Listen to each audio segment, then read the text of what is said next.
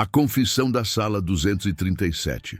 Você precisa saber disso antes que seja tarde demais. Neste exato momento, enquanto você lê estas palavras, existe alguém observando. Não você, necessariamente, mas alguém como você. Alguém comum, distraído, confiante de que o perigo sempre acontece com os outros. Eu sei disso porque eu era esse observador. Durante 17 anos, caminhei pelas mesmas ruas que você. Sorri para os mesmos vizinhos. Paguei contas, trabalhei, vivi uma vida que todos chamariam de normal. Mas por trás dessa máscara de normalidade, existia um segredo tão sombrio que nem mesmo os psiquiatras forenses conseguiram compreender completamente. A verdade é que ninguém suspeitou. Jamais. E sabe por quê? Porque eu conhecia o único segredo que todos os monstros conhecem. As pessoas só veem o que querem ver. Elas ignoram os sinais, descartam a intuição, convencem-se de que estão seguras. Foi assim que consegui entrar em 13 casas diferentes. 13 famílias que abriram suas portas para o homem educado, de sorriso gentil, que apenas precisava usar o telefone porque seu carro havia quebrado, que precisava de um copo d'água num dia quente, que estava procurando um cachorro perdido. Detalhes simples, mentiras perfeitas, mas existe algo que nunca contei aos investigadores. Algo que guardei só para mim durante todos esses anos atrás das grades. Um 14º nome, uma 14ª porta que se abriu. E essa história vai revelar não apenas como eu conseguia enganar pessoas inteligentes e cuidadosas, mas por que você precisa prestar atenção ao que vou contar agora. Porque o padrão que usei não morreu comigo quando me prenderam. Outros aprenderam, outros estão usando, e você precisa saber como se proteger. Atenção! Esta é a história real mais perturbadora que você vai ouvir hoje. Em março de 2008, a polícia de Portland recebeu uma ligação anônima que mudaria para sempre a investigação criminal nos Estados Unidos. A voz do outro lado da linha era calma, quase monótona. O homem se identificou apenas como aquele que vocês procuram há tanto tempo e forneceu um endereço. Quando os agentes chegaram ao local, um apartamento comum em um prédio residencial de classe média, encontraram algo que os deixaria acordados por anos. Um diário meticulosamente detalhado com 847 páginas manuscritas. Cada página continha datas, nomes, fotografias e descrições técnicas de crimes que a polícia nem sequer sabia que haviam ocorrido. O autor? Thomas Michael Grayson, 42 anos, professor de literatura, voluntário em abrigo de animais, membro ativo da igreja local, um homem que todos os vizinhos descreviam como prestativo, educado e sempre com um sorriso no rosto. Mas Thomas guardava um segredo aterrorizante.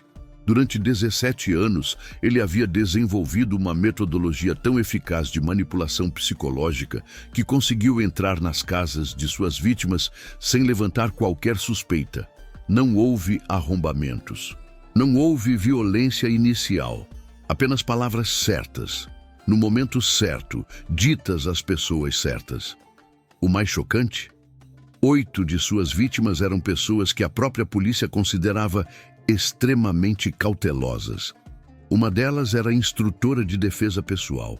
Outra havia sobrevivido a uma tentativa de assalto anos antes e vivia com sistemas de segurança de última geração.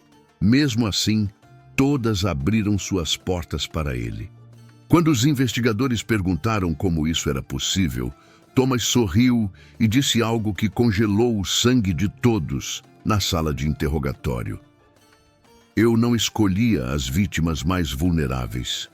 Eu escolhia as que se achavam mais seguras, porque essas eram as que mais baixavam a guarda no momento crucial. Esta história não é apenas sobre um serial killer. É sobre como predadores humanos estudam comportamento, como identificam padrões, como exploram a nossa necessidade natural de confiar, de ajudar, de acreditar que o mundo não é tão perigoso quanto dizem.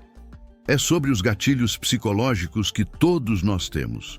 e que pessoas mal intencionadas aprenderam a manipular com precisão cirúrgica.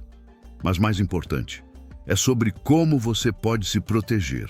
Nas próximas partes desta investigação, vou revelar as técnicas exatas que Thomas usava, os sinais de alerta que suas vítimas ignoraram e as estratégias de proteção que especialistas em segurança desenvolveram depois que esse caso veio à tona.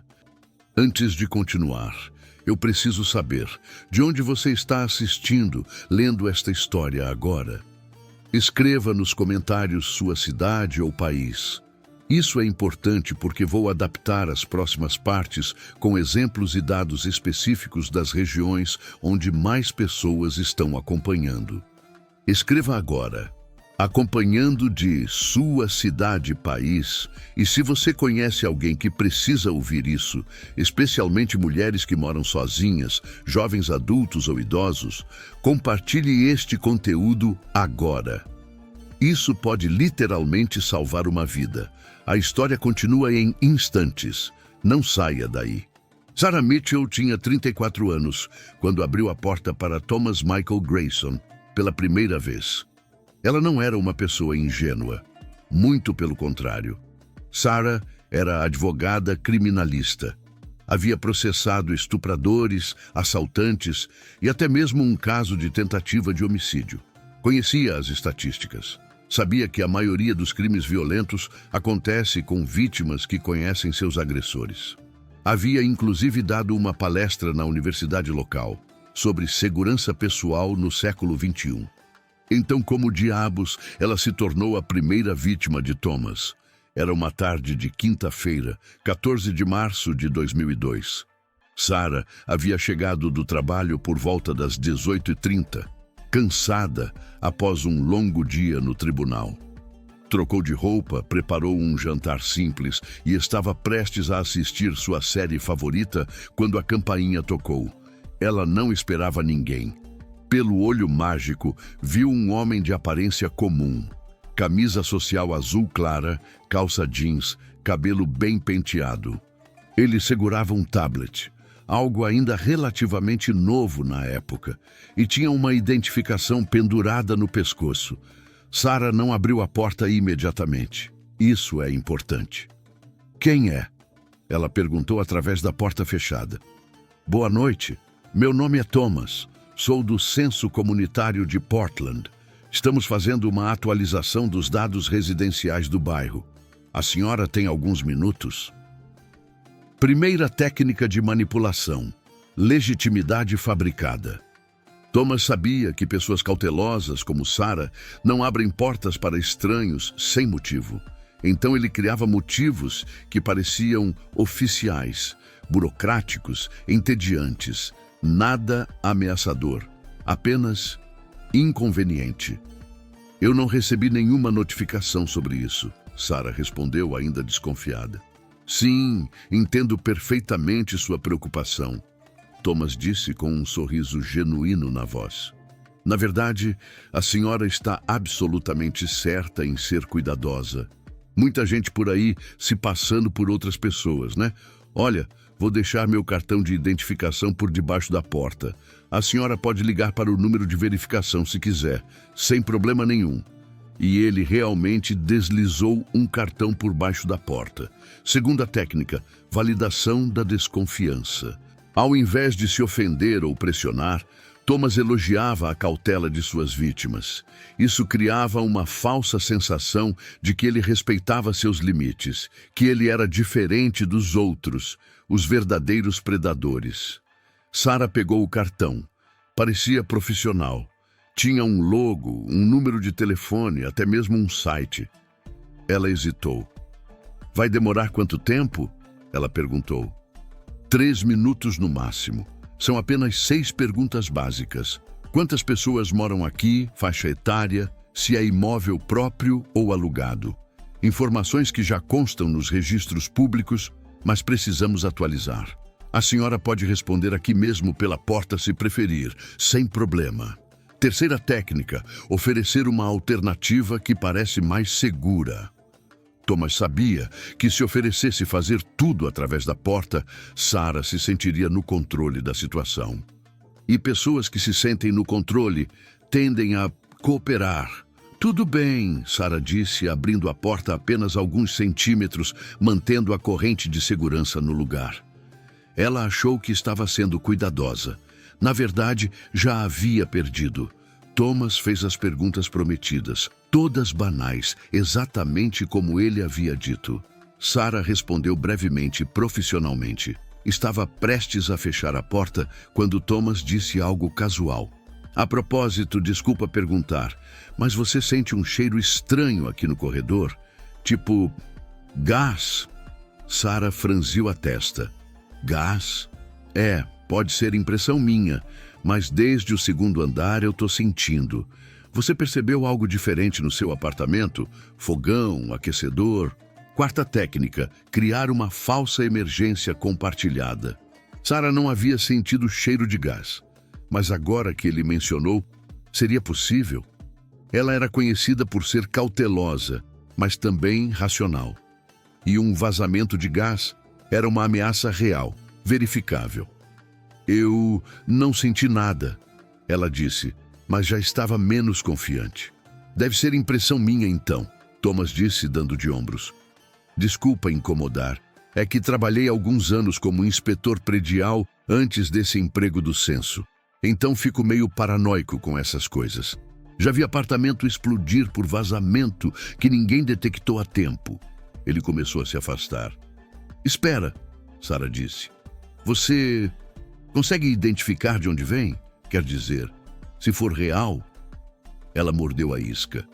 Thomas voltou, mantendo uma expressão profissional e preocupada. Posso sim. Se você permitir, posso entrar rapidamente, verificar o fogão e o aquecedor. Leva literalmente 1 minuto, mas só se você se sentir confortável, claro. Sarah hesitou. Cada instinto de autopreservação gritava para ela recusar, mas ele parecia tão profissional, tão prestativo. E se realmente houvesse um vazamento? Quinta técnica, fazer a vítima sentir que está tomando a decisão por livre e espontânea vontade. Tudo bem, ela disse, removendo a corrente. Mais rápido. Thomas entrou. Nos próximos 7 minutos, ele verificou o fogão, o aquecedor, até mesmo olhou debaixo da pia. Manteve uma distância respeitosa de Sarah o tempo todo. Fez pequenos comentários sobre segurança doméstica. Elogiou o apartamento dela. Tudo certo aqui, ele disse finalmente. Deve ter sido impressão minha mesmo. Desculpa o incômodo. Sem problema, Sarah disse aliviada. Melhor prevenir. Com certeza. Boa noite. Thomas saiu. Sarah fechou a porta, trancou e voltou para sua série. Sentiu-se até um pouco boba por ter ficado preocupada. Que homem educado, pensou. Ainda existem pessoas prestativas no mundo. Ela não fazia ideia do que acabara de acontecer. Nos 17 minutos que Thomas esteve em seu apartamento, primeiro na porta, depois dentro, ele havia coletado informações cruciais. Sarah morava sozinha, confirmado pelas respostas do censo. Não tinha câmeras de segurança visíveis no apartamento. A fechadura da porta era um modelo antigo, facilmente destravável. A janela da cozinha não tinha trava de segurança adequada. Havia apenas uma foto de família na estante. Pais idosos, provavelmente em outro estado. Nenhum indício de namorado ou companheiro frequente e, mais importante, ela já havia aberto a porta para ele uma vez. Thomas não voltou naquela semana, nem na seguinte. Ele esperou 4 meses, tempo suficiente para Sarah esquecer completamente do simpático fiscal do censo. Tempo suficiente para ela baixar a guarda novamente. Tempo suficiente para ela se sentir segura. Quando ele voltou, em uma terça-feira chuvosa de julho, Sarah nem se lembrava direito do rosto dele. Mas alguma coisa no subconsciente dela registrou. Eu já vi esse homem antes. Ele é inofensivo. Dessa vez, Thomas não precisou inventar histórias sobre censo ou cheiro de gás. Dessa vez, ele tinha uma história muito mais convincente. E dessa vez, quando Sarah abriu a porta, ela não viveu para fechar novamente. Como Thomas escolhia suas vítimas e por que você pode estar no radar de alguém agora.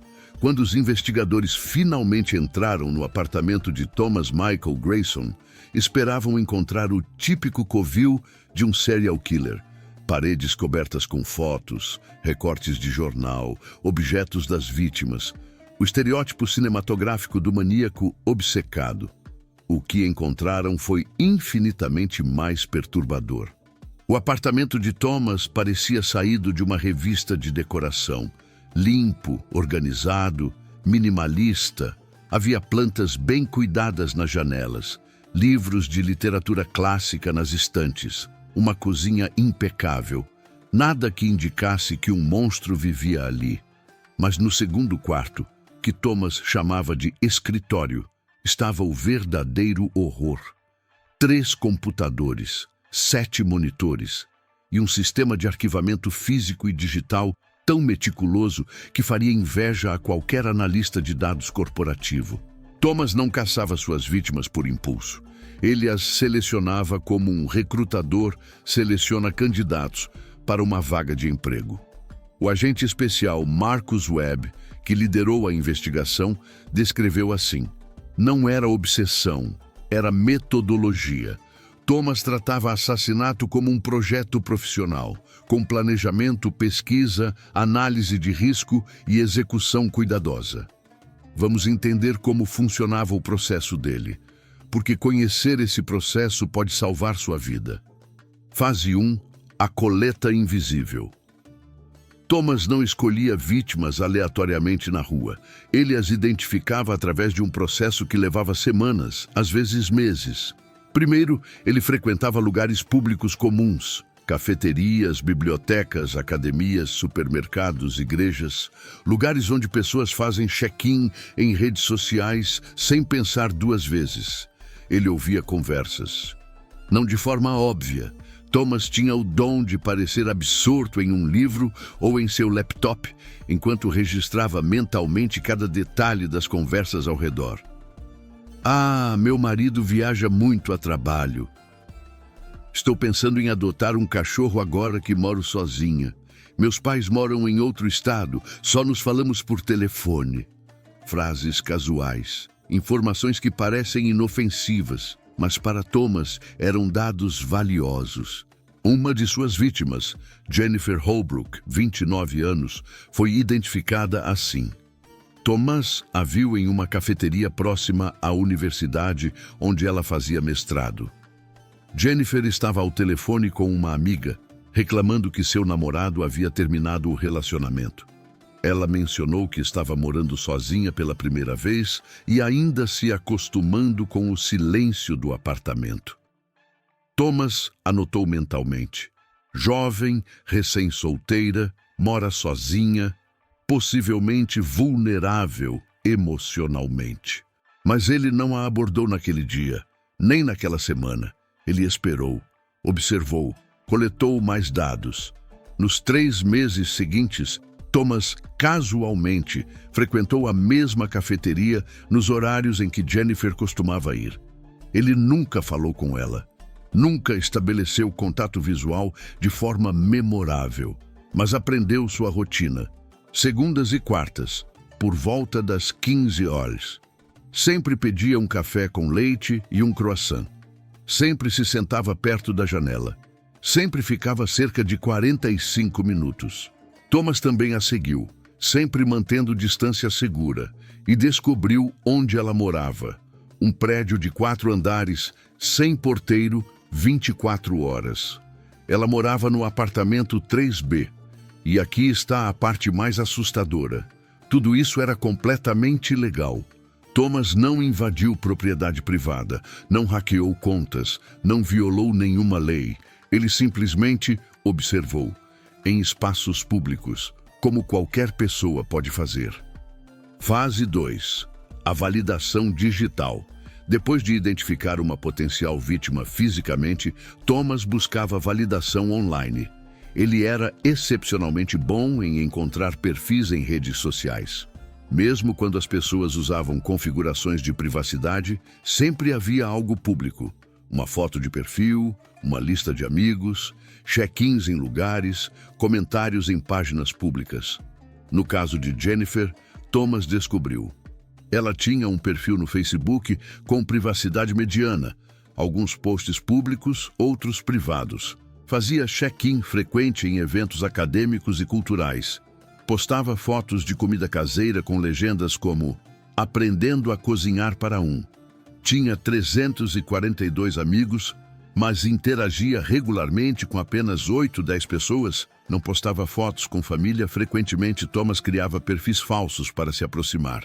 Não de Jennifer diretamente, isso seria suspeito demais, mas de amigos de amigos. Ele enviava solicitações de amizade para pessoas na periferia do círculo social dela, sempre com perfis convincentes. Fotos roubadas de contas estrangeiras, histórias críveis, interesses compatíveis. Uma vez aceito nesses círculos externos, ele tinha acesso a mais informações. Posts compartilhados, fotos marcadas, conversas em comentários e, lentamente, ele construía um dossiê completo. No computador de Thomas, os investigadores encontraram pastas digitais para cada uma de suas vítimas. Cada pasta continha fotos capturadas de redes sociais e observação pública, rotinas detalhadas, horários de trabalho, academia, compras, mapeamento de círculo social, quem eram os amigos próximos, família, análise de vulnerabilidades, recém-mudada, término recente, perda de emprego, plantas baixas dos edifícios onde moravam, obtidas em sites imobiliários, avaliação de risco, presença de câmeras, vizinhos atentos, animais de estimação. Tudo documentado como um relatório empresarial. Fase 3. O teste de abertura.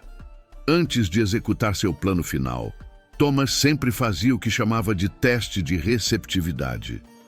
Ele criava um primeiro contato completamente inócuo para avaliar como a vítima reagia a estranhos. Com Sarah Mitchell foi a história do censo. Com Jennifer foi diferente.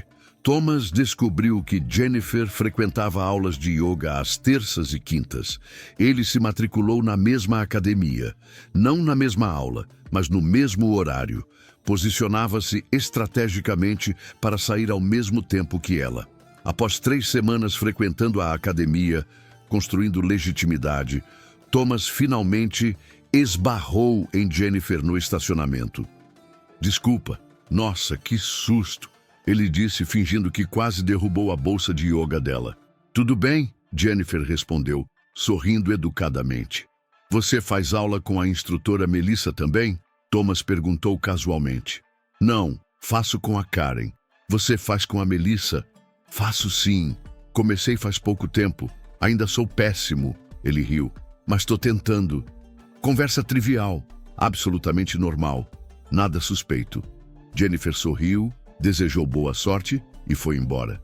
Thomas não tentou prolongar a conversa. Não pediu número. Não sugeriu café. Nada que pudesse soar como interesse romântico ou invasivo. Ele apenas registrou. Ela é receptiva a conversas casuais com estranhos. Não demonstra hipervigilância. Nas semanas seguintes, eles trocaram cumprimentos ocasionais na academia. "Oi, tudo bem? Bom treino." Nada além disso. Thomas estava construindo familiaridade. E familiaridade é o assassino da cautela. O que os investigadores descobriram? Quando a polícia analisou os arquivos de Thomas, identificou um padrão perturbador. Todas as 13 vítimas haviam tido pelo menos 3 interações inofensivas com Thomas antes do ataque final.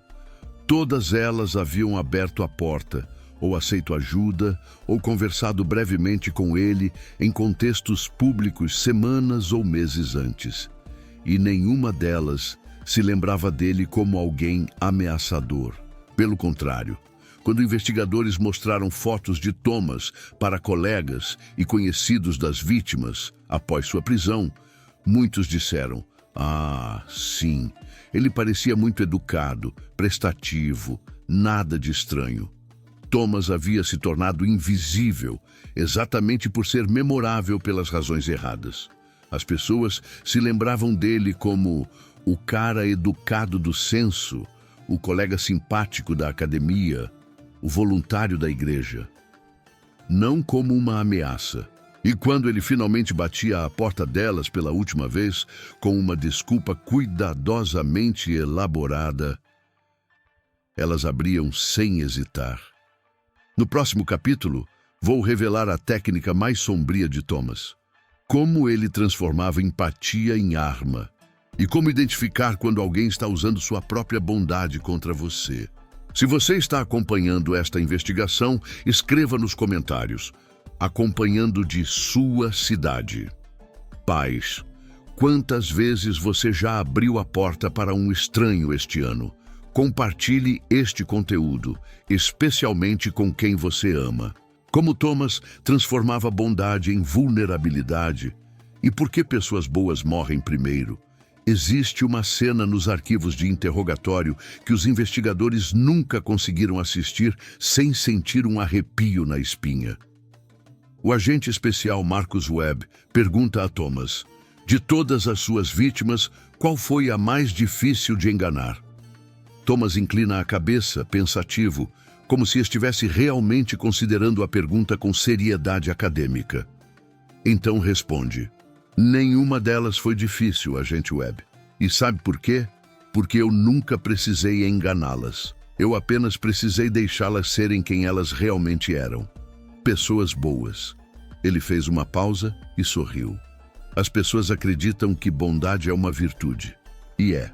Mas também é a vulnerabilidade mais fácil de explorar.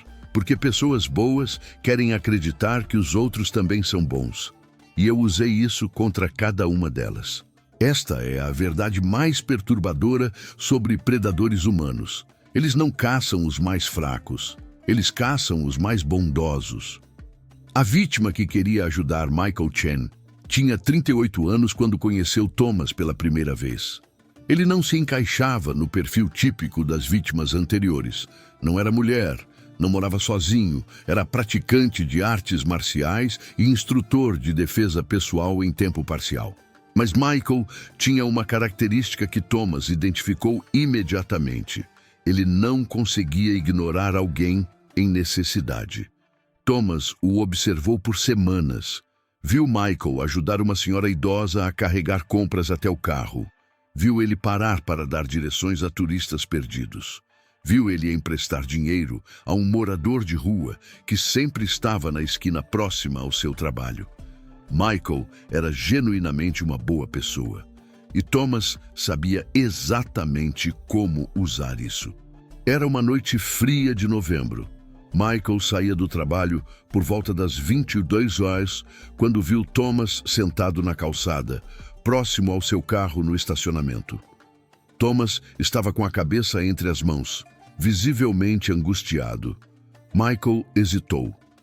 Seu treinamento em defesa pessoal dizia para manter distância, mas sua humanidade dizia outra coisa.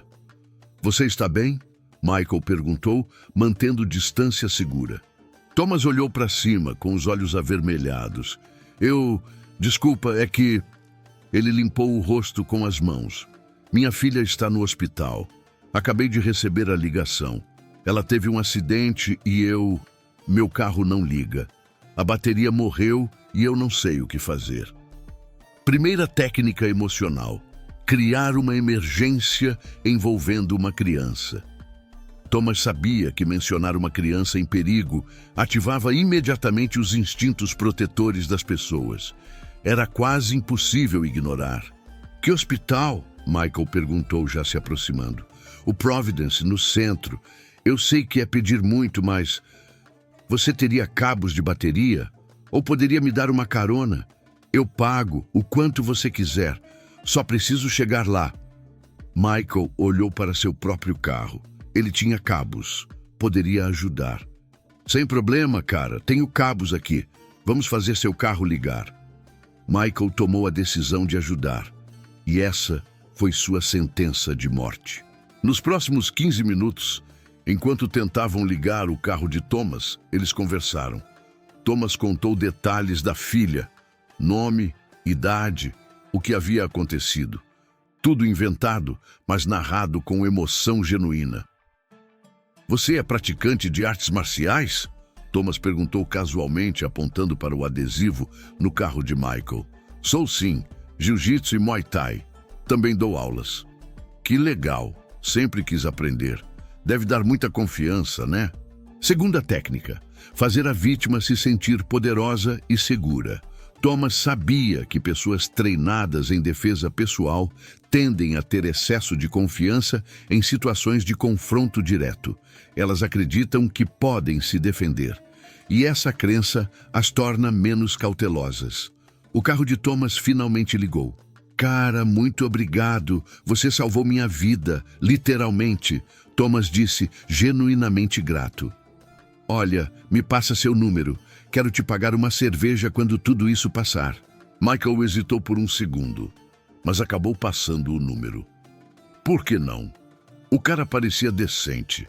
Estava passando por um momento difícil. Eles trocaram números. Thomas enviou uma mensagem naquela mesma noite. Cheguei no hospital. Minha filha vai ficar bem. Obrigado de novo, irmão. Você é gente boa. Michael respondeu. Que ótimo.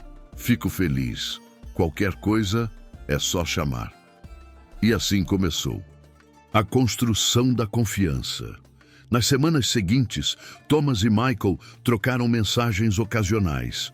Nada invasivo, apenas amigável. Thomas perguntava sobre as aulas de artes marciais. Dizia que estava pensando em começar a treinar. Pedia recomendações. Terceira técnica, criar uma relação de mentoria. Pessoas adoram compartilhar conhecimento. Faz com que se sintam valorizadas, úteis, importantes. E quando alguém pede conselhos genuínos, baixamos a guarda naturalmente. Michael começou a ver Thomas como um conhecido amigável. Alguém que ele havia ajudado. Alguém que estava agradecido. Alguém seguro. Um mês depois, Thomas enviou uma mensagem. E aí, brother? Finalmente me matriculei na academia. Estou todo quebrado. Haha, mas estou gostando. Valeu pela inspiração. Michael respondeu com emojis de apoio e incentivo. Thomas nunca se matriculou em academia nenhuma. Mas 2 semanas se passaram. Thomas continuava mandando mensagens ocasionais, sempre leves, sempre amigáveis, construindo camada após camada de familiaridade. E então, em uma quinta-feira à noite, Thomas enviou. Cara, posso te pedir um favor meio aleatório? Prometo que não é nada demais. Haha. Claro, manda, Michael respondeu. Lembra que eu tinha te falado que tô tentando aprender artes marciais? Pois é, tô pensando em comprar alguns equipamentos usados. Luvas, protetor bucal, essas coisas.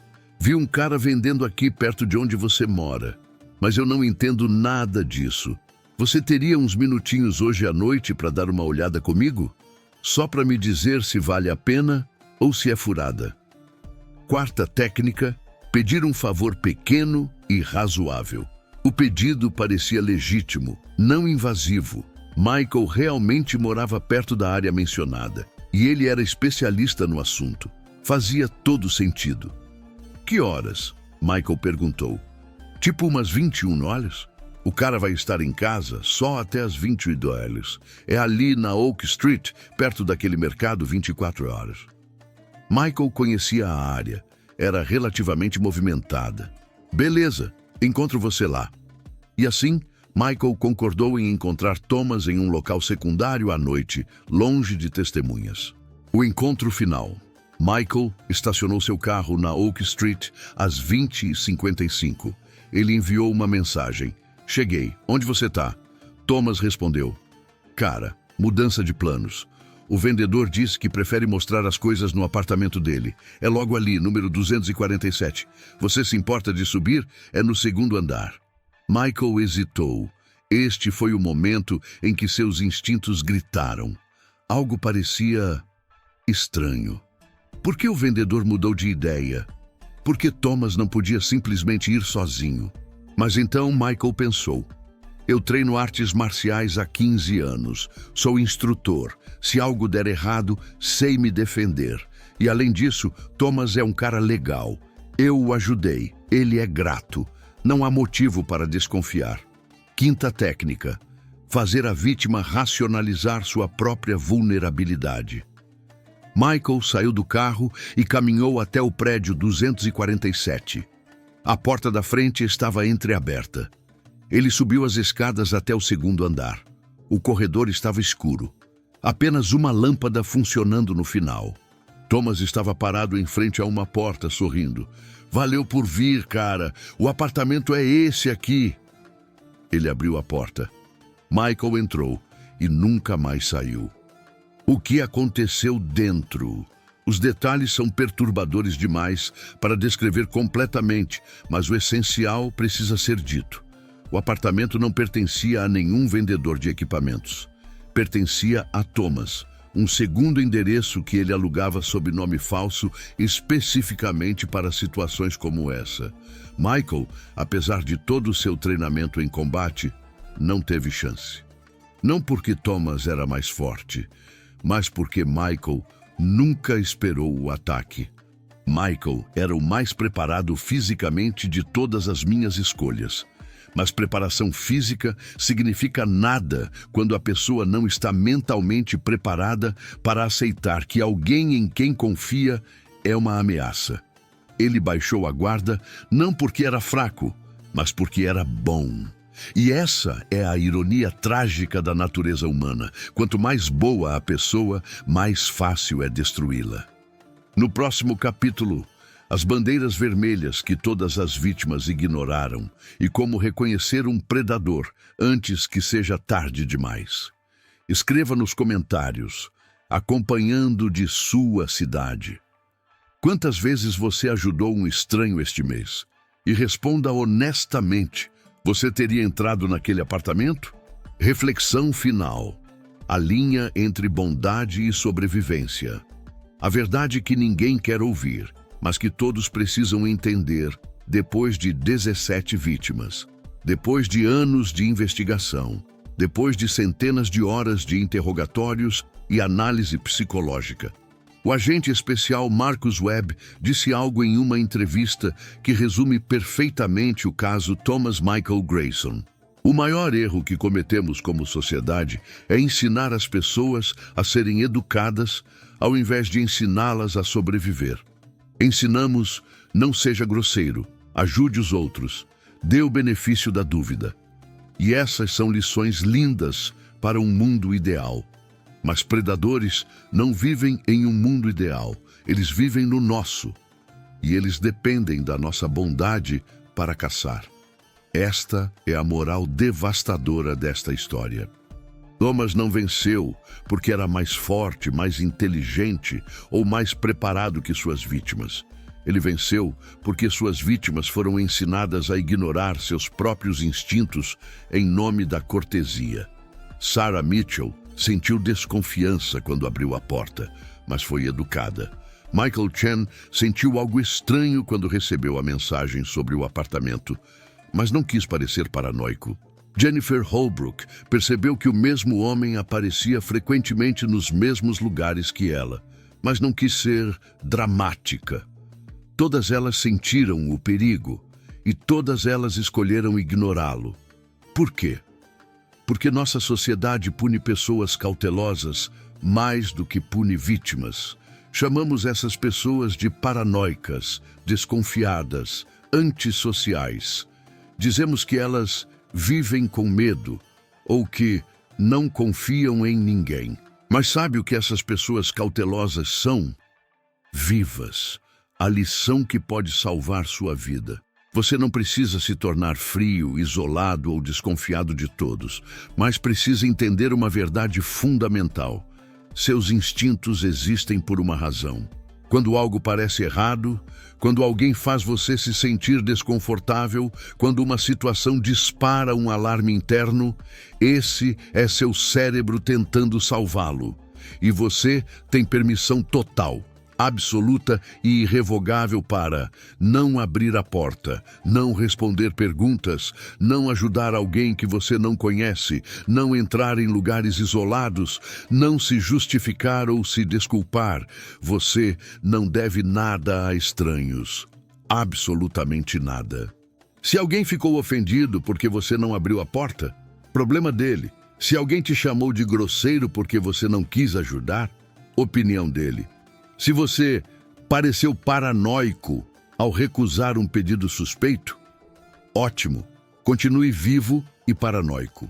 Porque a verdade brutal é esta: é melhor ofender 100 pessoas inocentes do que dar uma chance ao predador número 101. O pedido final. Se você leu até aqui, então essa história impactou você de alguma forma. Talvez você se viu em alguma das vítimas. Talvez reconheceu situações onde baixou a guarda. Talvez percebeu que já ignorou sinais de alerta antes. E agora, você tem uma responsabilidade. Porque enquanto você está lendo isso com segurança, alguém que você ama, sua mãe, sua irmã, seu filho, sua amiga, pode estar agora mesmo abrindo a porta para um Thomas qualquer.